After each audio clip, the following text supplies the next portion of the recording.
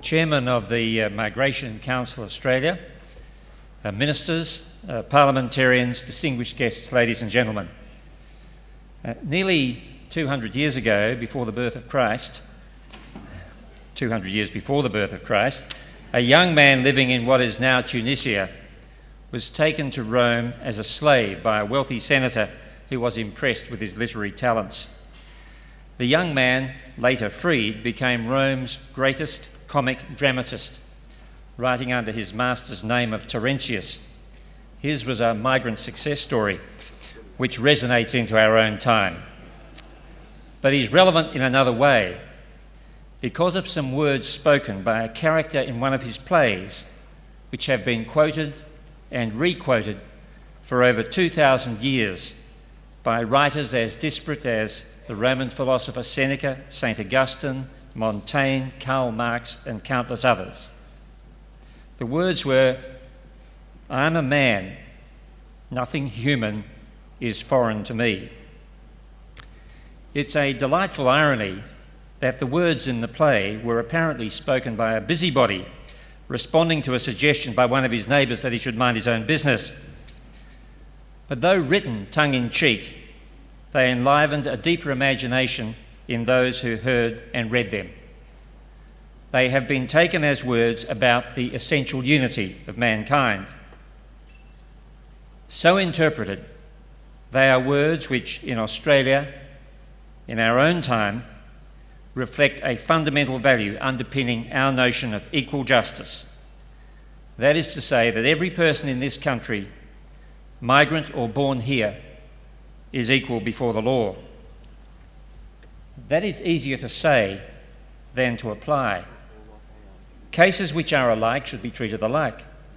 Cases which differ in ways which the law recognises should be treated differently. But what are the differences that the law can recognise?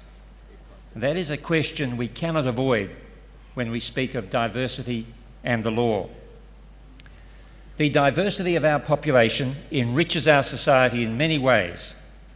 It can also pose a challenge to the way in which we understand and apply the concept of equality before the law. There are differences between peoples in culture, language, religion, and dispute resolution traditions which cannot be accommodated in a formal way by our legal system without compromising the notion of equal justice. The Australian Law Reform Commission wrestled with the question over 20 years ago in its report on multiculturalism and the law, in which it argued that all Australians should accept the basic structures and principles of Australian society, the Constitution and the rule of law, tolerance and equality, parliamentary democracy, freedom of speech and religion, English as the national language, and equality of the sexes. We must recognise, with a degree of modesty which lawyers and judges sometimes find difficult, that there are tensions between some aspects of cultural diversity and equal justice which cannot be reconciled. But there are important things which can be done about them. It is the doing of those things we recognise tonight. It is to the benefit of new arrivals and to the benefit of Australian society that there are people and organisations among us who are prepared to assist new migrants achieve an understanding of the rights and responsibilities of citizenship, and in particular to assist those from other places who find themselves interacting in one way or another with a legal system which may embody values, concepts and principles which are alien to them. A commitment to that kind of assistance is a commitment to that common humanity conveyed by the words of the migrant playwright across 2 millennia. It is a commitment to equal justice as an aspect of the rule of law, and it's right that we value and recognise that commitment to encourage those who have made it and to encourage others to make it.